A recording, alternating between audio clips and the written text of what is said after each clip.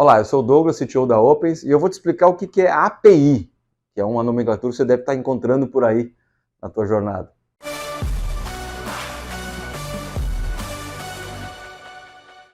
Você já deve ter lidado com a situação, com a pergunta, não, o teu sistema tem que ter uma API, nós temos que ver se o sistema tem uma API, né? E aí essa pergunta às vezes chega para a gente não... Mas o que é uma API, né? Então deixa eu te explicar o que é uma API.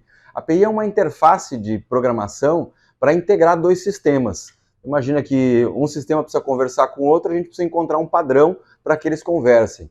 E com a chegada de aplicações na web, por exemplo, um padrão que ganhou muita força foi esse padrão REST, que a gente chama. É uma maneira de a gente pegar duas aplicações, dois softwares que estão na internet, que você acessa via o teu browser, por exemplo, de forma muito rápida e muito simples.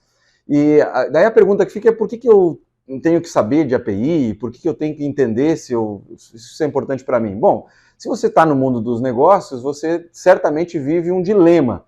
Nós nunca tivemos tantos dados como a gente tem hoje no mundo dos negócios, dos nossos clientes, das transações, das relações que a gente tem. Mas nós também nunca tivemos tanta dificuldade de lidar com eles, por algumas razões que são meio óbvias, né?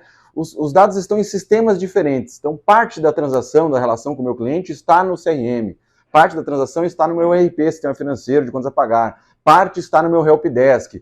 E daí começam a surgir os problemas, né? O cliente cadastrado no CRM tem um dado, o mesmo cliente cadastrado no ERP tem outro dado, o mesmo cliente cadastrado no ERP tem outro dado, e aí as empresas vivem um grande dilema de como é que lida com isso.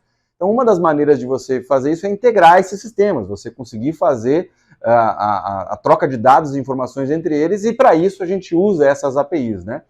E por que eu teria que integrar esses sistemas? Bom, aí você começa, quando você olha para o teu cliente, pensa em todas essas dificuldades que você tem, né? De passagem de bastão, por exemplo, de uma etapa da jornada para outra. O cliente começou a comprar com a tua equipe de vendas, registrou várias coisas no CRM, mas o CRM só é usado pela equipe de vendas.